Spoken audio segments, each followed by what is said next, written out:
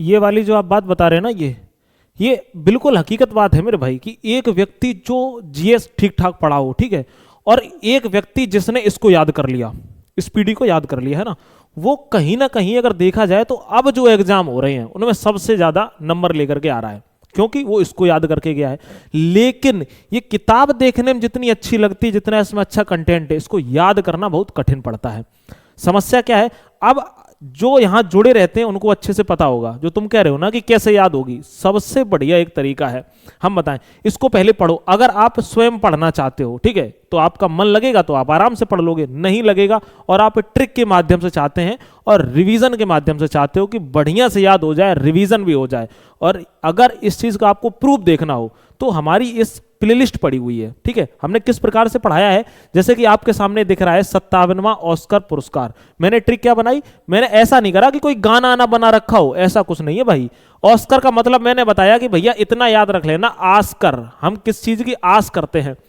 तो हमने नोरा को देखा, किसको, नूरा फतेही को देखा, उसकी हमने आस करी कि ये हमें मिल जाए, ये हमें क्या मिल जाए। तो मैंने कैसे याद करा, सर्वश्रेष्ठ फिल्म आप कहोगे अनूरा, ठीक है। दूसरी बात है सर्वश्रेष्ठ निर्देशक कौन है, आप कहोगे सोन बेकार, लेकिन नोरा कैसी निकल गई, बेकार निकल गई। अब आप कहोगे भैया ये कैसे याद करेंगे, आपके दिमाग में जैसे ही ऑस्कर आए आपके दिमाग में नोरा और बेकार आना चाहिए, आप कहोगे बेकार निकल गई। बेकार कैसे निकल गई, आप कहोगे भैया जी हमें इसकी बॉडी पसंद नहीं आई। अब आप ये मत सोचना याद करने के लिए कुछ भी अपनाओ, कोई फर्क नहीं पड़ता है, ठीक है। अपने मन में तो बोल रहे हैं ना, हम जो ऐसे ही तो डेली याद करा रहे हैं आपको, ठीक है। ब्रॉडी तो याद रखना, जैसी लग रही थी फोटो में, जैसी वीडियो में, वैसी सच में नहीं थी, तो आप कहोगे एड्रियन ब्रॉडी, ठीक है, सर्वश्रेष्ठ अभिनेता। फिर तुमने क्या किया, तुमने कहा कुछ नहीं बचा है तो माई की सेवा करते, तो माई की तो मेडिसिन लेके चले गए, किसकी, माई की मेडिसिन लेके तुम चले गए। आराम से आपको ये वर्ड दिख रहे हैं, बढ़िया से आपको याद हो जाएगा।